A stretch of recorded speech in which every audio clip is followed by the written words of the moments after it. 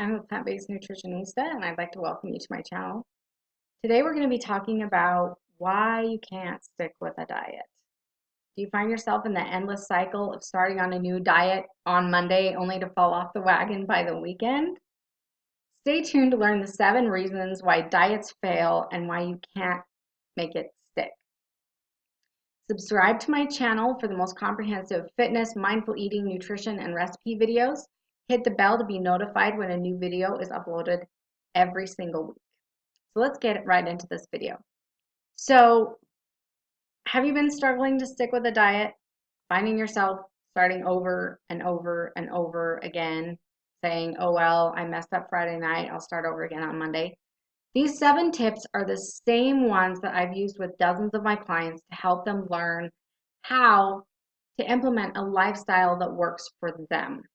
Not the next diet, not the next menu plan, meal plan, whatever, but a diet that actually works for them.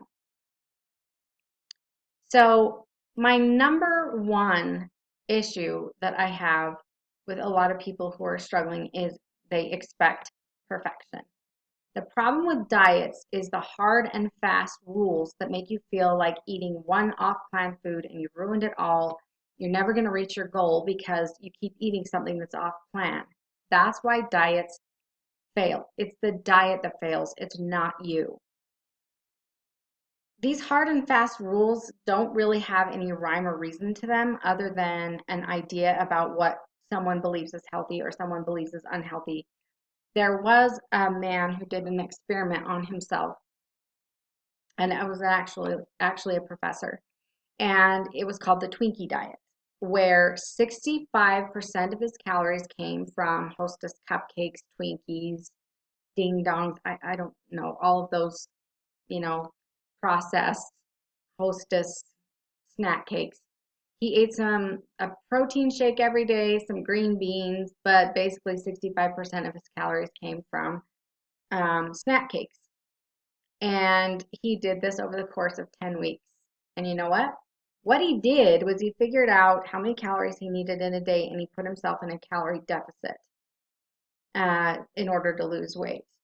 And his cholesterol came down, his blood sugar levels improved, um, he dropped a significant amount of weight, and he did this to show that it isn't so much about the perfect diet. As far as weight loss is concerned, it's just a calorie deficit. Even his cholesterol levels and a lot of his um, markers of health in his blood improved. Now, I am not by any stretch of the imagination telling you to go out and eat the Twinkie diet.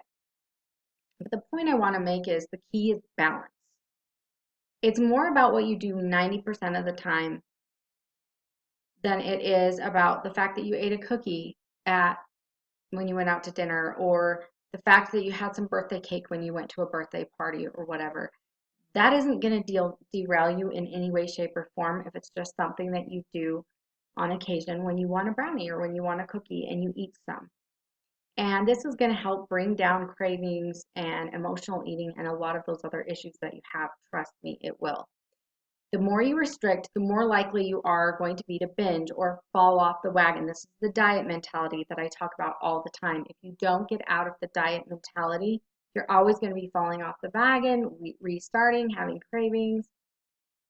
Give up the perfection mentality.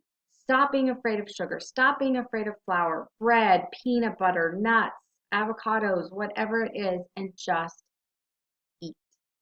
Just eat. Number 2, the diet that you've chosen is too restrictive. The best way to live a healthy lifestyle is to have balance. If you want a cookie, eat the cookie. Just eat the cookie. Normal eaters do not restrict. If you see someone who's just been a normal weight all their life, they've never really struggled with dieting or exercise, gaining weight, and all of that, if you watch what they do, and I've known several of them in my own life, they eat healthy at home. They eat healthy most of the time, but you'll see them, on Thanksgiving, they're having pumpkin pie. They're eating the rolls. They're eating stuffing. They're eating all the food that they love. You'll also watch them at a party. If they choose to eat a brownie, You'll watch them, they take the brownie and they're just slowly eating it, kind of enjoying talking to people, enjoying it, and they'll finish after half the brownie and they'll throw it away. They don't have any issue with throwing food away. There's no emotional connection to it. They're done, they're done. That's what a normal eater looks like. They're not afraid. I want a cookie, I'm eating a cookie. They don't feel restricted or afraid, oh, and there's not such this draw to sugar. In fact, researchers found in rats, they had binge eating and addictive behaviors towards sugar when it was only intermittently available. When it was always available, they could take it or leave it. And I know a lot of people say it's as addicting as cocaine, and I go into that in other videos, and it's also in my course, Soul Satisfying Food Freedom course. We talk a lot about this study and how there's been a lot of twisting of the research about how addictive sugar actually is. Normal eaters, they're just not obsessed with food like that. They don't restrict. So that leads me into number 3, which is your diet is just far too restrictive. The best way to live a healthy life is to have balance. If you comment below if you've struggled with the restrictive diet mentality and what foods you're afraid to eat. So what has this diet culture and this restrictive diet mentality caused you to be afraid to eat? Go ahead and comment below and let me know. So number 4 is disordered ideals about what is healthy. So there's a million different diets out there. By the time you look at everybody's idea of what's healthy and what's not, there's pretty much nothing left that you can eat. You can just live off of water. You might be afraid of sugar or gluten or processed foods or carbs or fat. You know what this indicates? An unhealthy relationship with food that will lead to disordered eating problems. It's a disordered relationship with food. Because you know what? Carbs aren't bad. Sugar's not going to kill you. Do I think you should be eating processed foods all the time? Absolutely not. But if there is one, like Oreos, that you just absolutely love, it's okay. Have an Oreo here or there. It's not going to hurt anything. It's not going to hurt you. You may find yourself craving pasta, bread, cookies. You can lead a long, healthy life and still enjoy a cookie now and then. You can be perfectly healthy and eat rice or potatoes or corn or avocados or nuts or coconut or whatever, just like the Asian and South American cultures have been doing for thousands of years, basing their diets on rice or potatoes or corn. The fear of these foods is caused by the diet culture, not what's actually healthy or not healthy. It's just diet culture. Somebody wanted to come up with a new spin on a diet, a new way to lose weight, new ideas about that, so they decided whatever food was unhealthy. It's not actually true. And they will spin and twist research to try to prove their point so that they can come out with a new weight loss book and get your money. And that's what it's about. I'm sorry, that's just what it's about. So, calorie restriction. With calorie restriction, there's nothing wrong with being in a 10 to a 15% caloric deficit to lose weight. But if you take it much further than that, the cravings monster is going to come out with a vengeance. I'm sure you know this. Your body needs fuel, and its primary and preferred source of fuel is clean burning carbohydrates. This is the reason for carb and sugar cravings, because that is the fuel that your body prefers. People always talk about how to stop carb cravings, how to stop craving sugar. You're not going to stop it until you eat it. It's just that simple. When glycogen stores are depleted in the body's going to work to replenish them for your next workout. It also prevents the body from having to dip into skeletal muscle to provide your blood sugar levels. It's a fight that you're not going to win. And so your calorie restriction needs to be in enough of a deficit to have consistent weight loss, but not excessive or too rapid. If you go into trying to do too rapid of weight loss, you're going to run into struggles and difficulties with weight loss. So be very, very careful about calorie restriction. Now, I'm not going to tell you that you're in starvation mode. There's no such thing as starvation mode. If you're in a calorie deficit, you're going to lose weight. Your body is not going to decrease to the point where your metabolism is lower than your calorie intake. It's not going to do that. while you're, in a calorie deficit.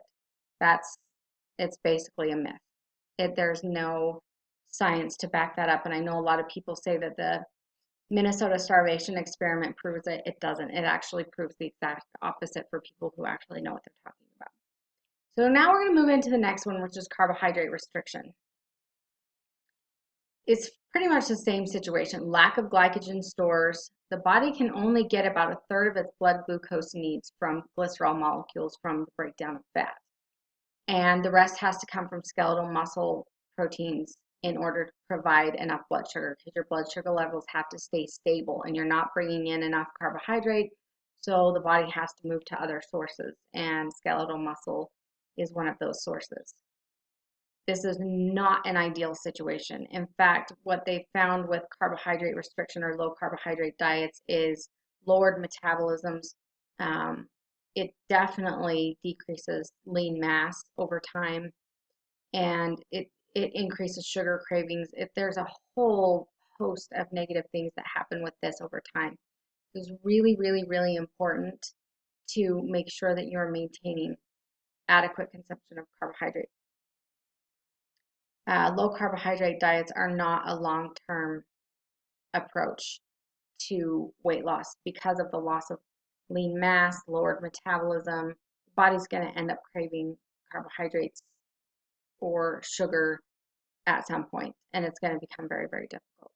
So comment below what foods you crave and that cause you to fall off your diet wagon, and what you think your body is trying to tell you with these cravings. So let's move into the next one, which is the diet that you're trying. It does not include foods that you enjoy or foods that you love. And trust me, it should. If you follow someone else's meal plan, someone else's diet plan, it's likely not going to include things that you're used to eating or things that you like eating. And that change can make it very, very, very difficult to stick with. You might love spicy food, and the food in this meal plan might be really bland. Is there something wrong with salty or spicy food? No. Maybe you love eating heavier lunches, like a black bean soup or something like that, or leftovers from dinner, and this meal plan has you making salads every day, and it's time consuming and they're not satiating for you. There's any host or combination of things that could cause you to struggle with a diet or a meal plan that's based on what someone else chose. So I really don't recommend meal plans, following meal plans, because it can be really difficult to stick with. It's not what you're used to. It's not what you like. It's not what you enjoy. It's going to be really hard to stick with. Eat what you like. Eat the healthy things that you like and leave the meal plans alone. And the last one that I want to talk about is diet mentality versus a normal, healthy relationship with food. If you've noticed, like I said, people that have not struggled with their weight, have a normal relationship with food, they don't restrict anything. If they want a brownie at the party, they'll eat it. If they want a cookie, they'll eat it. And they're not over there like stuffing their face with cookies because they haven't had one in 4 months. Or because they haven't eaten carbs and all of a sudden they just snapped and they couldn't control themselves anymore. That is a diet mentality, and you're going to fall off the wagon every single time until you stop with the diet mentality and you just have a normal relationship with food. Stop. This is bad. This is good. The bad foods and the good foods. Don't ever eat these. Only eat these. The more that you do this, the more difficult of a time you're going to have with diets.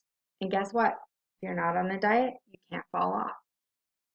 There is a way that you can lose weight, be at a healthy weight, be lean and trim and happy, and still eat things that you like and not avoid the brownie all the time. It doesn't mean that you eat junk food all the time, but it means that nothing is completely off limits. And I've seen this in some people that I follow that follow such extremely restrictive diets that they don't need to be on. And I've seen them start regaining weight back because they restrict so much and they have so many cravings. And once they taste that food that tastes really good to them, they can't stop, and they think it's a problem with them, and it's not. It's a problem with their restrictive diet, and it's very, very, very sad. Avoid restrictive diets. Avoid them. It doesn't mean that you have to eat unhealthy food. It doesn't mean that at all. If you don't like Twinkies, don't eat them. If you don't like processed food, you never crave it, you never feel like you want it, that's fine. It's not that you have to eat something.